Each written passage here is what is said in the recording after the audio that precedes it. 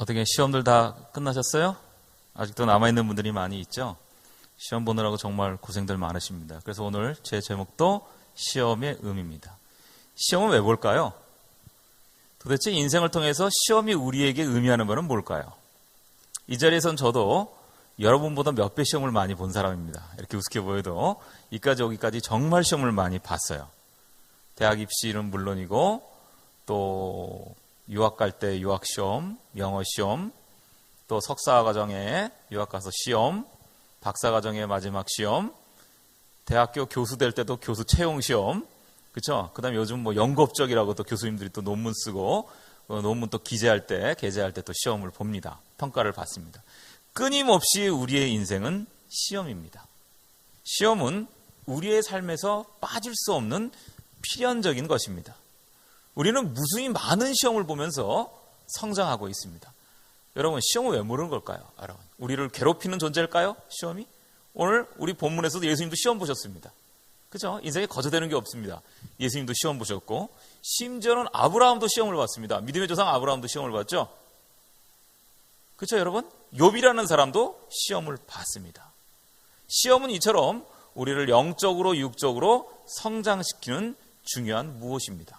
성경뿐만 아니라 여러분 그리스 신화에도 보면 수많은 영웅들이 영웅이 되기 전까지 수많은 시험과 관문을 거칩니다.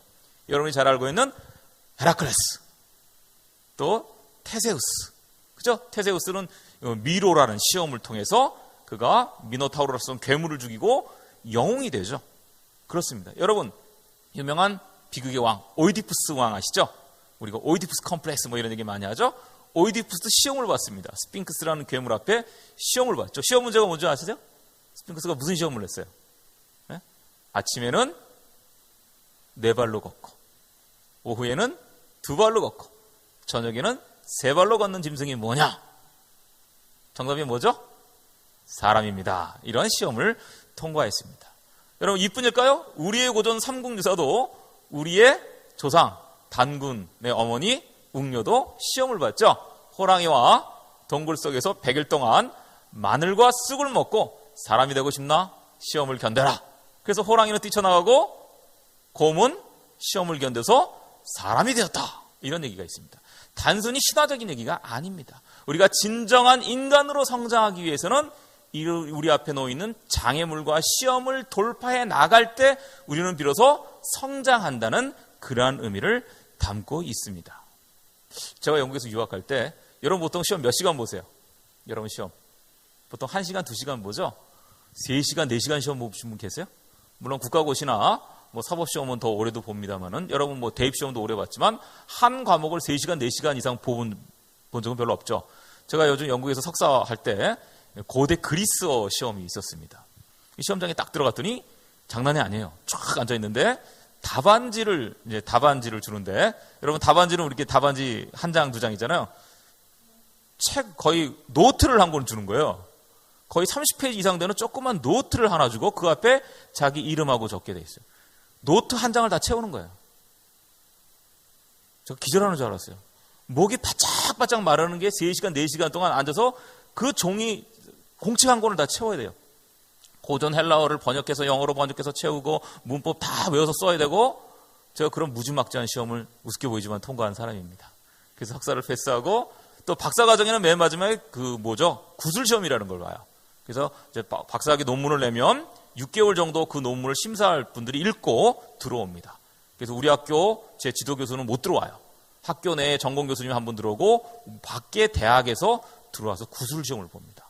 거의 1시간, 2시간 동안 묻습니다. 질문. 너 이 논문이 공헌점이 뭐라고 생각하냐? 이 논문에서 네가 이런 주장을 했는데 근거가 뭐니? 2시간 동안 안 되는 영어로, 지금 생각해도 기적입니다. 제가 어떻게 그 시험을 패스했는지 모르겠습니다.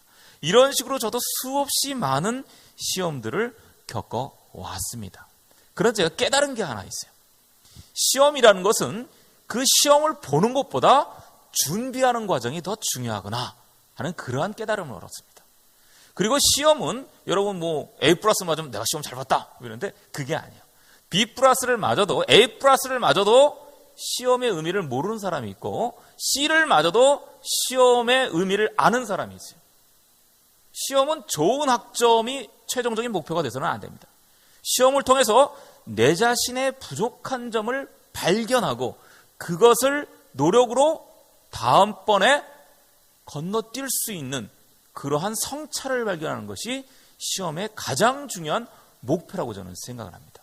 그래서 자신을 성장시키고 그리고 그 시험을 위해서 준비하는 과정 자체가 더 중요한 것이다 라는 것을 저는 깨달았습니다. 구약성서 창세기에 보면 아브라함이라는 사람이 12장부터 등장합니다. 여러분, 아브라함이 누굽니까? 이스라엘 사람의 단군, 믿음의 조상입니다. 그런데 이 사람이 믿음의 조상이 되기까지 하나님의 시험을 통과해야 했습니다. 그것은 바로 자신의 아들 이삭을 하나님의 제단 앞에 내어 바쳐라 하는 것입니다. 여러분, 아버지로서 하나밖에 없는 외동아들을 바치라는 하나님의 시험 앞에 과연 어떠한 심정이었을까요? 여러분 같았으면 그런 시험에 응답했을까요? 유명한 덴마크의 실존주의 철학자 케르케고르는 이 아브라함의 사건을 공포와 전륜이라는 책에서 다루고 있습니다. 그 속에서 아브라함의 심정을, 이 실존적인 심정을 아주 깊이 있게 파헤치고 있는 책이 공포와 전륜이라는 책입니다. 관심 있는 분들 한번 읽어보시기 바랍니다. 이 아브라함의 시험을 통해서 절대적인 하나님 앞에 우리가 갖고 있는 상대적 가치를 어떻게 헌신할 수 있을 것인가? 다시 한번 말해서 아브라함의 시험은 하나님 앞에서의 우리의 절대적 커미트먼트, 헌신을 이야기합니다. 여러분, 헌신이라는 게 뭐죠? 내 자신을 던질 수 있는, 나의 모든 것을 희생할 수 있는 결단을 커미트먼트라고 이야기합니다. 여러분, 나중에 대학을 졸업하고 취업을 했을 때 면접관들이 제일 많이 보는 게 뭔지 아세요? 과연 이 친구가 우리 회사에 들어와서, 우리 집단에 들어와서 자신을 헌신할 수 있는 자세가 되어 있는가? 이게 가장 중요합니다. 커미트먼트입니다, 여러분. 이런 것이 없다면, 심지어는 직장도 그런데 우리의 생명을 담보하는 신앙이라는 것은 하나님 앞에 우리의 상대적인 가치를 다 내어 던질 수 있는 그러한 자세가 요청된다는 것입니다. 이삭이라는 것은 단순히 육체적인 아들을 상징하는 것이 아닙니다. 우리가 가지고 있는 가장 소중한 것조차 하나님 앞에 내어 던질 수 있는 그러한 용기가 있어야만이 우리는 신앙의 그리스도의 제자가 될 수 있다 하는 그러한 이야기입니다. 여러분, 아브라함의 손자 누구죠? 야곱이라는 사람이 있었습니다. 이 야곱은 대단히 클레버한 친구죠. 그래서 사냥꾼인 형 에서, 좀 띨띨한 친구죠. 에서를 팥죽 한 그릇에 장자권을 팔아넘기게 만듭니다. 장자권이 딴 게 아니라 큰아들의 권리죠. 요즘 말하면 아버지 재산 인감 도장이에요. 그거를 이 야곱이 팥죽 한 그릇에 형으로부터 무의식 중에 양도 받습니다. 나중에 에서가 그 사실을 깨닫고 동생을 죽이려고, 사냥꾼이니까, 그렇죠? 동생을 죽이려고 찼습니다. 그러자 야곱이 형한테 맞아 죽을까 봐가 도망 나옵니다. 정들었던 집 부모를 뒤로 하고 이름 없는 곳으로 방랑으로 떠납니다. 아버지의 재산이 뭐길래 내가 이런 고생을 할까? 삼촌의 집으로 가다가 야복강가에서 그만 잠이 듭니다. 근데 꿈 가운데 야곱이 누굴 만나죠? 천사를 만납니다. 그러자 야곱이 그 천사의 삿발을 잡고 나에게 축복을 해주시오 하고 천사와 씨름을 합니다. 여러분, 인간이 천사하고 씨름해서 이길 수 있을까요? 못 이깁니다. 새벽닭이 울리기까지 천사를 잡고 놓아주지 않습니다. 천사가 당황하니까 이제 아침이 되면 하늘로 올라가야 되는데 안 놓는 거예요. 어떻게 해요? 넓적다리, 엉치뼈를 부서지도록 칩니다. 그래도 안 놓아요. 그러자 할 수 없이 천사가 야곱에게 축복을 내리고 너의 이름을 어떻게 해요? 예? 이스라엘이라 그랬죠. 자, 이 시험은 뭘 의미할까요, 여러분? 여러분, 시험이 매일 있습니까? 우리의 인생의 절대절명의 순간을 좌우하는 시험들이 그렇게 자주 있지 않습니다. 그때 여러분들이 천사의 삿발을 잡은 야곱의 심정으로 그 시험을 잡아야 됩니다, 여러분. 놓치지 말아야 됩니다, 여러분. 시험 앞에서 뒷걸음치지 말아야 됩니다. 정면 승부를 걸라는 이야기죠. 여러분들이 목숨을 걸 만한, 여러분들의 모든 것을 소진시킬 만한 그런 시험 앞에서는 야곱처럼 물러나서는 안 된다는 그러한 이야기입니다. 여러분, 오늘 조금 전에 우리가 마태복음 4장을 읽었습니다. 예수님도 여러분처럼 시험을 보셨습니다. 예수님이 며칠 동안 시험 보셨죠? 40일 동안 광야에서 금식하면서 시험을 봤다 하는 그런 얘기죠. 40일 동안 시험 봤다는 얘기, 요즘 말로 하면요. 그죠? 여러분, 40일이라는 게 뭘 의미할까요? 40이라는 숫자. 40이라는 숫자가 뭘 의미할까요? 여러분, 구약성서 출애굽기에 보면 출애굽기라는 것은 출애굽, 이집트를 탈출했다는 이야기입니다. 고대 이집트의 노예로 살던 히브리 사람들이 모세의 영도 아래 이집트를 탈출한 이야기를 기록한 것이 출애굽기, 이집트 탈출기입니다. 여러분. 그렇죠. 그런데 이스라엘을 탈출한, 홍해를 건넌 이스라엘 사람들이 몇 년 동안 광야에서 헤매고 방랑했습니까? 40년입니다. 바로 하나님이 이스라엘을 가나안 땅에 들어가게끔 시험하고 그들을 연단시킨 기간이 40년이라는 거예요. 그래서 40이라는 것은 바로 우리가 거듭날 수 있는 시험 기간을 의미합니다.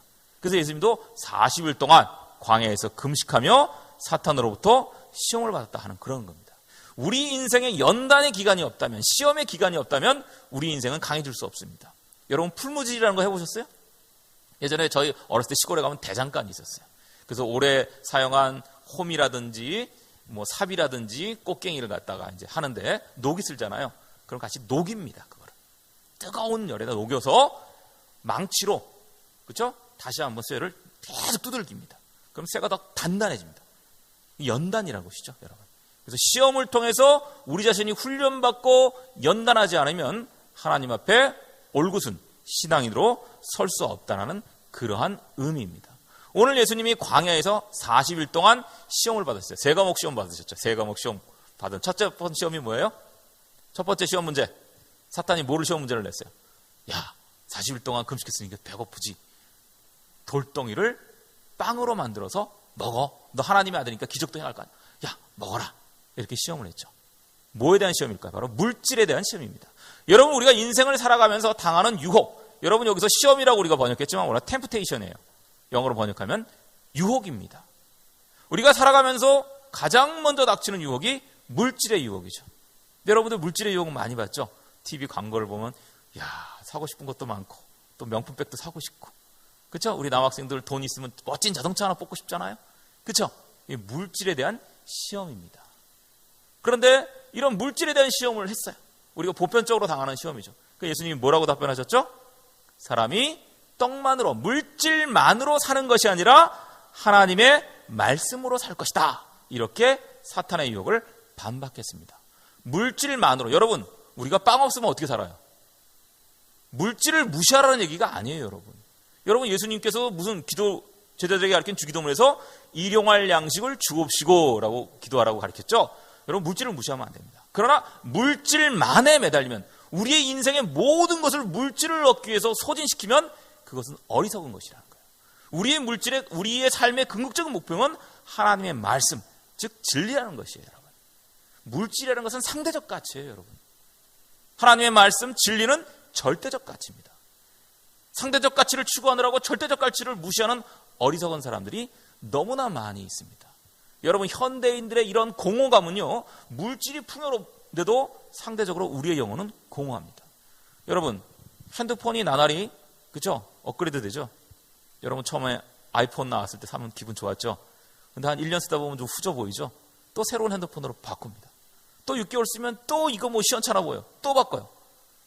좀 더 나은 핸드폰을 갖는다고 여러분 인생이 행복해져요? 한 달 월급 100만 원으로 만족했는데 200만 원 받아, 300만 원 받고, 그럼 행복이 2배, 3배, 4배로 점프합니까? 그렇지 않다는 것이죠, 여러분. 물질로 갖고는 우리의 궁극적인 궁핍이 결코 채워질 수 없다는 사실입니다. 빵만으로 살 것이 아니라 하나님의 말씀으로 살아야 될 때 우리의 영혼이 진정 차고 넘칠 수 있다는 사실을 예수님께서 보여주셨다 하는 그런 얘기입니다. 여러분, 우리가 열심히 공부하고 시험에 좋은 학점을 받는 것은, 그 이유는 뭘까요? 높은 학점이 좋아야 좋은 직장에 취직해서 많은 월급을 받는다, 뭐 그런 걸까요? 그런 목적으로 공부한다면 그것은 그다지 의미가 없습니다. 우리가 공부하는 학문의 궁극적 목적은, 최종적인 목적은 바로 하나님의 진리를 지향해야 된다 하는 그런 얘기입니다. 물질은 상대적인 가치입니다.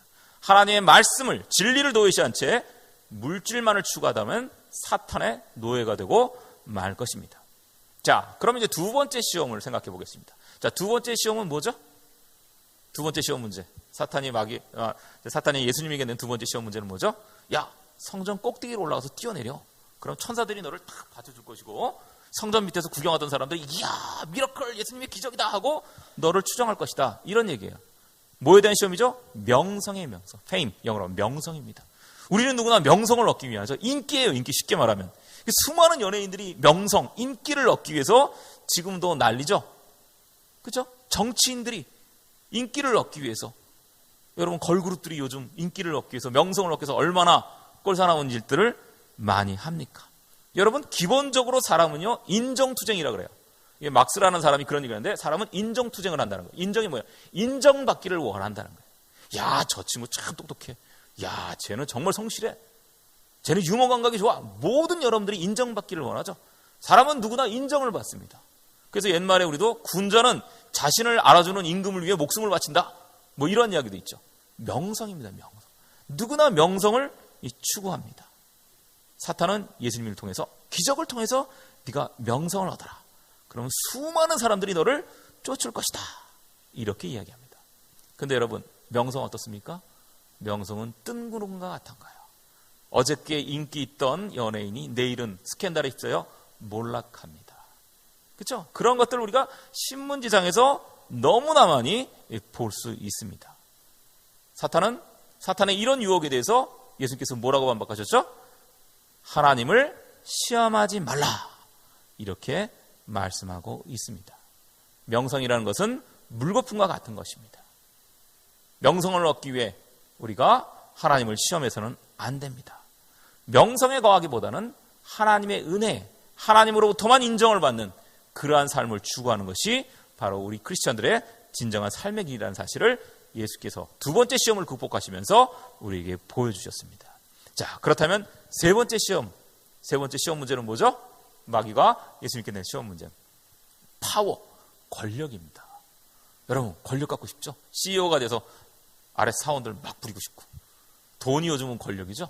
수많은 정치인들이 선거 때 되면 국회의원 되겠다, 뭐 대통령이 되겠다, 서로 거짓말하고 정책도 엉터리로 내놓고, 그리고 대통령도 입 싹싹 씻고 이제 권력을 추구합니다. 여러분 권력이 뭐죠? 권력은 아랫사람이나 자원들을 자기 마음대로 컨트롤할 수 있는 게 권력입니다.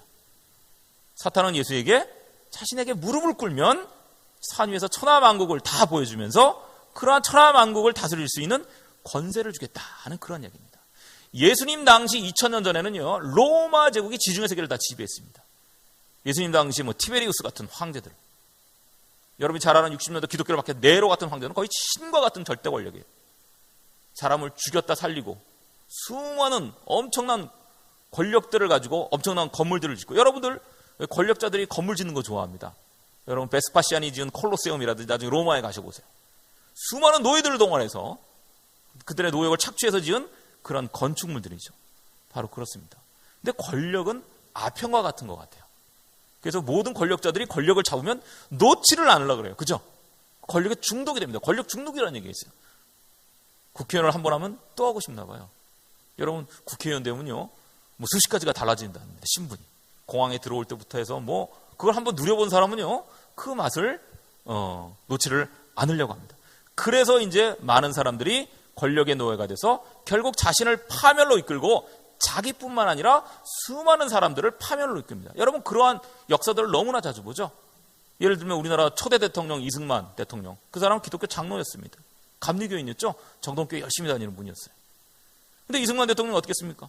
권력을 포기하지 않고 3.15 부정선거를 해서 끝까지 80세가 넘어가 대통령을 하려고 하다가 어떻게 해요? 학생들의 4.19 학생혁명을 통해서 하와이로 망명 가서 거기서 쓸쓸하게 죽고 말았죠.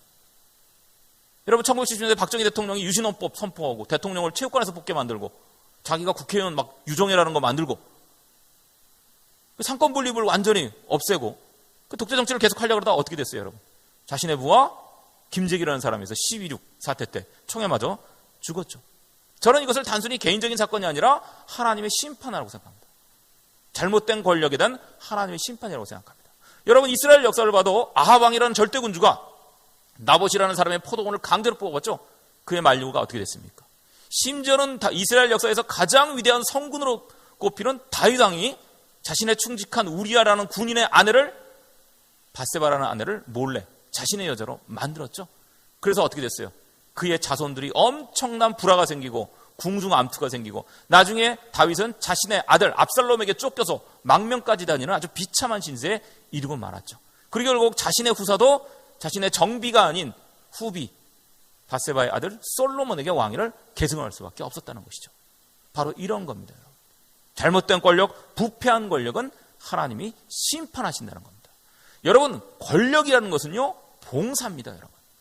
나보다 못한 이웃들에게 권력을 이용해서 자원을 공평하게 분배하고 그들에게 헌신할 수 있는 힘이 바로 권력입니다. 여러분. 권력을 자신의 이익에 맞춰서 사용하는 자는 하나님이 심판하신다는 것을 우리가 구약과 신약의 역사를 통해서 명확히 알 수 있습니다. 자신에게 주어진 작은 힘이라도 하나님 사랑, 이웃 사랑에 헌신하지 않는 권력은 하나님의 심판의 대상이라는 사실을 오늘 명백히 우리가 보여줍니다. 여러분, 권력을 잘못 사용하면요, 그거는 부메랑과 같아요. 결국 그 부메랑이 돌아와서 자기를 칩니다. 그런데 권력을 잡은 자들은 깨닫지 못해요. 국민에게 봉사하는 것이 아니라, 국민에게 헌신하는 것이 아니라 그 권력을 가지고 자신의 이익을 추구하는 자들은 준엄한 역사의 심판, 그 앞서 하나님의 심판을 받는다는 것을 우리가 깨닫기 바랍니다. 예수님이 예루살렘으로 행진할 때 요한과 야고보가 그 주위를 따라가면서 뭐라고 말했는지 형제간에, 아싸! 이제 예수님이 예루살렘에 올라가서 하나님의 힘으로 로마의 권력자들과 부패한 종교 세력들을 물리치고 새로운 나라를 만드실 거야. 그러면 내가 국무총리 할래? 너 국방부장을 할래? 뭐 할래? 지들끼리 서로 권력 나누기를 하고 있었어요. 그러자 예수님께서 뭐라고 말씀하셨냐면, 얘들아, 누구든지 첫째가 되고자 하는 사람은 무사람의 끝이 되며 무사람을 섬기는 사람이 되어야 된다 이거예요. 권력이라는 것은 힘을 행사하는 것이 아니라 밑에서 봉사하는 것이 되어야 된다. 이러한 말씀이죠. 또 예수님께서 제자들에게 이렇게 말씀하셨어요. 지도자라고 칭함을 받지 말라. 누구든지 자기를 높이는 자는 낮아질 것이요, 누구든지 자기를 낮추는 자는 높아질 것이다. 이렇게 얘기합니다. 우리 세상 질서와는 완전히 거꾸로죠. 모든 사람들이 자기를 높이려고 지금 안달이에요. 난리도 아니죠. 진정 권력자 중에 자기를 낮추는 사람이 있어요? 예수님은 이처럼 세상의 가치를 전복시킨 그러한 분입니다. 여러분, 권력욕을 경계하시기 바랍니다. 지배하고 복종하는 것은 하나님의 방식이 아닙니다. 권력을 가지고 지배하고 복종하는 것은 사탄의 방식입니다. 권력을 가지고 작은 힘이라도 남을 섬기고 순종하는 것, 이것이 하나님 나라의 질서입니다. 우리가 명백히 이 사실을 깨달아야 합니다. 여러분, 출애굽을 한 이스라엘 사람들은 하나님으로부터 커다란 민족적인 시험을 받았습니다. 여러분, 개인만 시험이 있는 것이 아니에요. 우리 민족에게도 하나님이 주시는 그 시대의 사명과 시험이 있습니다. 하나님이 주신 그 시험을 우리가 잘 답변하고 해결할 때 그 민족에겐 축복이 있어요. 그런데 이스라엘 사람들은요, 출애굽한 다음에 모세를 통해서 십계명을 받고 그 십계명을 잘 준수하면 너희 자손들이 대대손손으로 복을 받고 영원히 살 것이다. 그러한 언약을 맺었죠. 근데 지켰어요? 너희가 이집트에서 노예살이 하면서 그 처참한 노예의 상황들을 너희가 경험했잖니. 새로운 나라에는 한 사람도 억압받고 힘든 삶이 없도록 하나님의 사랑과 정의와 평화의 새 나라, 새 이스라엘을 가나안에서 너희가 이룩하라. 이웃나라에게 본이 되게 하라. 이게 시험이었어요. 그대로 했습니까? 똑같이 이집트의 파라오와 같은 절대 왕정을 만들어서 권력들이 부패하고 예언자들이 그렇게 하나님의 말씀을 전해도 결국 따르지 않았죠. 어떻게 됐어요? 북이스라엘은 아시리아 제국에 멸망했고 721년에 587년에 바벨론에서 남유다가 멸망돼서 지구상에서 이스라엘이 없어졌어요. 이스라엘은 하나님의 시험을 올바로 통과하지 못했다는 겁니다, 여러분. 하나님은 한 민족에게도 그러한 시험 문제를 우리에게 내십니다. 16세기 로만 카톨릭이 부패했을 때 독일의 마틴 루터라는 사람이 나와서 그런 부패한 로만 카톨릭을 개혁하며 프로테스탄트 개신교 혁명의 횃불을 드높였어요. 바로 독일 민족에게, 마틴 루터를 통해서 독일 민족에게 준 하나님의 사명은 독일 사람들이 그 시대에 해냈던 겁니다. 여러분, 19세기, 18세기에 영국의 종교바퀴를 피해서 아메리카로 건너온 메이플라워의 청교도들은 이제 신대륙에서 새로운 하나님의 나라를 만들라는 그러한 역사적 사명을 그들은 감당했죠. 그래서 미국이 대제국을 이룩하고 20세기 세계를 지배하는 그런 나라가 됐던 겁니다. 그들의 역할을 다 했다는 것이죠. 자, 그렇다면 이제 한반도에 사는 우리들에게 하나님의 숙제는, 하나님의 시험은 뭘까요? 우리 민족에게 던져진 하나님의 시험은 뭐라고 여러분 생각하세요? 나라를 부강하게 만들고 GNP를 높이고 이걸까요? 물론 그것도 될 수가 있겠죠. 제가 볼 때는 가장 큰 우리 민족의 시험은 바로 분단의 문제를 해결하는 것입니다. 남북의 통일을 어떻게 지혜롭게 평화롭게 20세기의 인류의 모순이 만드는 이 냉전 체제를 여전히 유지하고 있는 이 한반도에서 하나님이 우리 민족에게 주신 것은 어떻게 너희들이 지혜롭게 평화적으로 통일을 이룩할 것인가. 그 숙제가 우리 민족에게 던질 가장 큰 숙제예요. 이러한 민족의 숙제를 여러분들의 개인들의 숙제와 시험과 연관시켜서 활동하는 사람들은 진정 하나님의 제자다, 하나님의 예언자들이다, 그리스도의 제자라고 저는 일컬음을 받을 거라고 생각을 합니다. 마태복음에 뭐라고 얘기했어요? 예수님이 평화를 위해, 평화를 만들기 위해 노력하는 자는 복이 있나니 천국이 그들의 것이다, 이렇게 얘기했습니다. 그래서 우리 민족이 하나님으로 받은 이 숙제, 이 분단의 문제, 통일의 문제를 얼마만큼 지혜롭고 평화롭게 해나가느냐, 이것을 세계에 보여줄 수 있는 그러한 고민들을 우리가 해야 된다, 저는 그렇게 생각을 합니다. 이게 저는 20세기, 21세기에 우리 민족에게 준 숙제라고 생각합니다. 그런데 우리가 이 숙제, 이 시험을 제대로 감당하고 있나요? 우리 민족이? 뻑하면 남북이 이데올로기 분쟁으로 싸움하고 이산가족 하니 안 하니 이러고 앉았잖아요. 개성공단 하니 안 하니 이러고 앉았잖아요. 한국교회가 정신을 차려야 됩니다. 그리스도의 정신으로, 여러분 그리스도의 십자가 사건이 뭘 의미합니까? 화해 사건이에요. 하나님의 화해 사건입니다. 하나님과 인간의 화해, 인간끼리의 갈등의 화해를 상징하는 것이 바로 십자가 사건입니다. 십자가 사건의 민족적 의미를 우리가 제대로 깨닫고 하나님이 우리 민족에게 던져진 이 숙제를 어떻게 해결하느냐에 따라서 하나님의 축복받은 백성이 될 수 있고, 아니면 이스라엘처럼 하나님의 시험에서 실패한 민족이 될 수 있다는 사실을 여러분들이 생각하시기 바랍니다. 이렇듯 민족에게도 시험이 있고 우리에게도 시험이 있다는 사실을 우리가 생각하시기 바랍니다. 즉, 우리는 시험을 통해서 우리를 성장시켜야 됩니다. 시험 속에 깃들여져 있는 하나님의 뜻과 섭리를 이해할 수 있어야 됩니다. 아까도 말씀드린 대로 쇠가 풀무불 속에서 더 강도가 강해지듯이 우리는 시험을 수동적으로 대할 것이 아니라 적극적으로 대해서 이 시험을 통해서 우리를 한 걸음 더 나은 사람으로 성장시킬 수 있는 계기로 삼아야 된다, 저는 그렇게 생각을 합니다. 여러분, 실패를 두려워하지 마십시오. 시험 못 본 사람도 있죠. 저도 대학 다닐 때 F 많이 받아봤습니다. 근데 제가 예전에 군대 갔다가 1학년 때는 뭐 맨날 노느라고 공부 안 했고, 군대 갔다 와 이제 마음 잡고 공부를 했어요. 죽어라고 공부를 했습니다. 정말 제 평생에 그렇게 공부 열심히 한 적이 없어요. 그런데 평균평점이 2.6인가 7이 나왔어요. 2학년 2학기 때. 2학년 1학기 마치고 이제 군대 갔다 와서 3년 군대 생활하고 딱 시험을 봤는데, 제가 그때는 이제 신학 공부를 안 하고 그때 이제 전자공학을 했었거든요. 뭐 갔다 오니까 미적분 다 까먹고 뭐 전자기학, 전자장 뭐 완전 수학이거든요. 죽도록 공부를 했는데 하루에 4시간밖에 안 자고 그렇게 한 3개월 열심히 공부했어요. 중간시험을 딱 봤는데 C도 나올까 말까 한 거예요. 그래서 제가 좌절을 했죠. 야, 나는 돌대가리인가 보다. 나는 머리가 나쁜가 보다. 자퇴할까? 어떡할까? 장사나 할까? 돈도 없는데 뭐 그래 고민을 많이 했죠. 근데 제가 그래도 좌절하지 않았어요. 그래도 끝까지 갈 때까지 가보자. 그래서 3학년, 그래서 한 1년 정도, 한 1년 조금 못해서 계속 그래도 공부했어요. 그랬더니 3학년부터는 평양평점이 좋아지기 시작하더라고요. 3.5 뭐 이렇게 나오기도 하고 장학금도 받았습니다. 제가. 놀라운 일이죠. 여러분, 포기하지 마세요. 포기하지 않는 게 제일 중요합니다. 여러분, 될 때까지 하는 겁니다. 여러분, 인디언들의 기도는 100%래요. 여러분, 이스라엘 고대 미국의 인디언들은 기도하면 100% 이루어진답니다. 왜? 이루어질 때까지 기도하니까. 될 때까지 기도하니까 100% 되는 거예요. 여러분, 시험은 우리를 해방하는 장애물들이 아닙니다. 시험은 하나님이 우리에게 주신 선물임을 깨달으시기 바랍니다. 도망가지 마세요. 그래서 시험을 하나하나 차근차근 극복해가면서 자신을 성장시키는 그러한 기쁨을 맛보시기 바랍니다. 그리고 시험을 준비하는 자세, 굉장히 중요합니다. 그래서 그 시험을 앞두고 자신의 부족한 점을 자꾸 보완해 나가는 그러한 훈련들을 시험을 통해서 여러분들이 이끌어 가시기 바랍니다. 제가 이 설교를 준비하면서 빅터 프랑클의 죽음의 수용소에서라는 유명한 책을 읽었어요. 혹시 읽어보신 분 계세요? 이 빅터 프랑클은 유명한 심리학자입니다. 로고테라피라는 유명한 심리 기법을 만든 사람인데, 이 사람은 수용소에 정신과 의사를 하다가 수용소에 갇혀서 가족들 다 죽었어요. 자기 혼자 살아남았어요. 그 극한의 어려움, 극한의 고통과 시험 속에서 살아나면서 깨달은 게 있어요.